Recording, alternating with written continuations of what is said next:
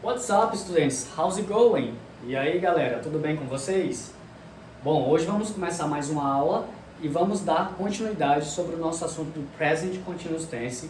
E hoje vamos ver a forma afirmativa e negativa e interrogativa juntos, andando lado a lado, viu, galera? Bom, nas aulas anteriores vocês viram a estrutura geral de um Present Continuous Tense, né? De uma frase, bem como quando é que a gente usa o verbo no ing, quais são as regras da escrita dele e também vocês viram aí a ideia principal que ele se passa.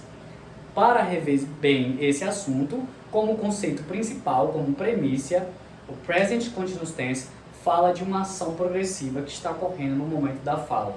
Ou seja, uma ação que ocorre no momento que eu estou falando ou algo que você está fazendo, né, em continuidade aí que você ainda não terminou de fazer. E também podemos usar o Present Continuous Tense para ações do futuro também, galera. Se eu falar, por exemplo, que eu estou viajando amanhã para São Paulo, como exemplo, eu posso sim usar o Present Continuous Tense. Eu posso muito bem falar I am traveling to São Paulo. Mesmo que não seja uma ação que eu esteja fazendo nesse momento, eu também posso usar esse tempo verbal para falar do futuro, tá? I am doing the dishes. Posso falar, eu estou lavando os pratos. Eu vou falar de uma ação, né, que eu vou fazer também aí agora, nesse exato momento. Então eu posso usar o present continuous tense tanto para falar do presente como do futuro. E também eu posso falar de ações que estão se modificando no dia a dia. Como eu dei um exemplo para vocês, Brazil is getting hot. O Brasil está ficando quente, né? Então, essa é uma ação que está ocorrendo gradualmente e está modificando. Podemos também, então, usar o Present Continuous Tense para uma ação que está ocorrendo, um processo, tá, galera? Bom, sem mais delongas, a gente vai começar. Eu vou dar para vocês aqui no quadro algumas frases para vocês terem ideia de como é que eu faço a forma negativa e interrogativa. Todas as frases que eu escrevi aqui no quadro estão somente na forma afirmativa e vamos transformar elas na negativa e interrogativa. Vamos começar com a primeira. Tenham em mente que se você não tiver domínio de qual vai ser o verbo to be apropriado para cada sujeito, é bom você revisar a primeira videoaula, tá? Porque se você errar o verbo to be, a sua frase vai ficar, né, toda errada. Então vamos lá. A primeira frase diz a seguinte: The dog is eating. O cachorro está comendo. Bom, eu não disse o que o cachorro está comendo, mas eu passei aí para você uma mensagem. O verbo eat, né, dá a ideia de comer, mas você não precisa falar necessariamente o que ele está comendo. Então, essa é uma ação que está ocorrendo nesse momento, ou seja, o cachorro está comendo, e eu agora vou falar ela na negativa. Eu vou dizer em português: o cachorro não está comendo. Como eu vou fazer essa transformação? É assim, eu vou preservar na forma negativa o sujeito. Quem é o sujeito? The dog. Se eu quiser trocar ele por it, eu posso, mas eu vou aqui, né, valorizar como está escrito desse jeito aqui. Então eu vou botar The dog is. Vai continuar, porque ele é o verbo to be flexionado no sujeito no singular e tem um porém aí. O is agora vai vir na negativa, ou seja, eu não vou mais botar ele na afirmativa. Então vai ficar isn't na contração ou is not na forma completa, tá, galera? Então essa daqui é a forma completa, is not, e isn't é a contração. Eu posso usar ou contração ou a forma completa, não tem problema. Aí ou eu uso um ou eu uso outro. Eu também não posso usar os dois na mesma frase. Aí eu botei uma barra aqui para dizer que você escolhe ou um ou outro. De preferência, use a que você tem mais domínio. E aí o verbo principal continua. The dog isn't ou is not eating. O cachorro não está comendo. Pronto, fiz aí a minha forma negativa. Eu não vou falar sobre a forma interrogativa agora. Eu vou apagar depois e vou fazer só a forma interrogativa para vocês terem aí uma informação bem limpa, tá? Vamos agora para a number 2. A number 2 é assim: Rachel is writing a book. Rachel is writing a book. A Rachel está escrevendo um livro. como eu vou transformar essa frase na forma negativa. Então, sabemos que é negativo, o sujeito vai continuar no mesmo lugar. Preservo ele. Então vai ficar Rachel. O verbo to be também é is e continua is. Eu não vou botar um or aqui não, viu? Jamais. Então, is. Só que agora eu vou botar um not, que é o advérbio da negativa, para dizer que é uma frase negativa. Ou então eu boto a forma contraída, que é contracted form em inglês, que é isn't. Apóstrofo i, certo? E aí eu boto o verbo normal, que é o verbo escrever, que é o verbo principal, writing, tá? Esse é o verbo principal.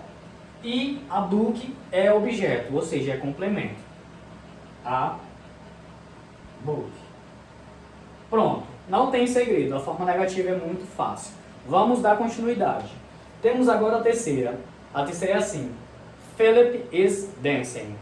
Philip is dancing. Philip está dançando. Negativa, preserva o sujeito, Philip. Ou então eu posso dizer he, porque Philip é um homem, ele. Eu posso usar o pronome, né, aí, para substituir o Philip, sem problema nenhum. Mas eu vou deixar ele aqui. Philip is, advérbio negativa not, ou então a contração, que vai ficar isn't. Lembrando que esse processo aqui não é abreviação. A abreviação é perda de letras, no sentido de você ter uma palavra aí. Aqui é contração, tá bom? Contracted. E aí eu vou preservar o verbo dancing, que vai vir escrito do mesmo jeito que está na afirmativa. Pronto, fiz a minha frase negativa. Philip is not, ou então Philip isn't, dancing. Então, essa é a forma que eu posso usar, ou is not ou isn't, para a contração. Usem uma das duas. Agora, a quarta questão é assim: I am speaking. I am speaking. Eu estou falando. É essa ação que estou fazendo agora. Eu estou nesse exato momento falando. I am speaking to you. Eu estou falando para você. Como é que vai ficar isso na negativa? O sujeito continua que é I, letra maiúscula. A letra maiúscula, capital letter. I am. Ou então, eu posso falar I'm, né? Com contração. Não tem problema, né? Apóstrofo e somente o M perde a letra A. E o verbo continua na forma que está aqui no ing, speaking. Pronto. I am speaking ou I'm speaking. Não tem problema você usar ou contração ou então a forma completa. Bom, agora eu vou apagar e vou fazer a forma interrogativa. O que é interrogativa? É uma pergunta. Ou seja, interrogar é perguntar. A forma interrogativa, para alguns, é muito mais fácil do que construir uma frase na forma negativa. Porque você só vai fazer uma reversão do sujeito e do verbo to be. Só isso. Como assim? Como entender isso? É assim, vou explicar melhor para vocês. The dog is eating. Quando você faz uma interrogativa, que é uma pergunta, o verbo to be vai vir para cá e o sujeito vai vir para lá. Então vai ficar is, normal, você não vai botar advérbio de negativa, não vai botar isn't e nem is not, porque não é uma interrogativa negativa. Se você construir uma interrogativa negativa, tudo bem, ela existe. Aí você vai falar, isn't the dog eating? O cachorro não está comendo? Isso é uma interrogativa negativa. Agora, se quiser fazer somente uma interrogativa, is the dog eating? O cachorro está comendo? Então vai ficar assim, is the dog eating? Então, is the dog eating? O cachorro está comendo? Criei aí a minha pergunta. A próxima, Rachel is writing a book. Para fazer uma pergunta, sujeito vai para lá, verbo to be vem para cá. Is Rachel writing a book? E aí eu boto o question tag, que é o ponto de interrogação. Tá? Próximo. Philip is dancing. Verbo to be vem para cá, sujeito vem para lá. Is Philip dancing? Question tag, ponto de interrogação. Pronto, criei outra pergunta. Próxima. I am speaking. Bom, perceberam aí que sempre vai ser essa reversão. O sujeito vai para lá, verbo to be vem para cá. Lembrando que você pode sim alterar o sujeito. Se o sujeito tiver um nome, se é Philip, se é Rachel, se é Mary, se é Sabrina, se é Caio, enfim, não importa. Você pode, quando você transformar, muito bem botar. Ah, por exemplo, é Miguel, é he, eu sei que ele é he. Eu posso sim transformar minha frase na negativa ou interrogativa, colocando is he doing a karate? Ele está praticando karatê? Is he doing karate?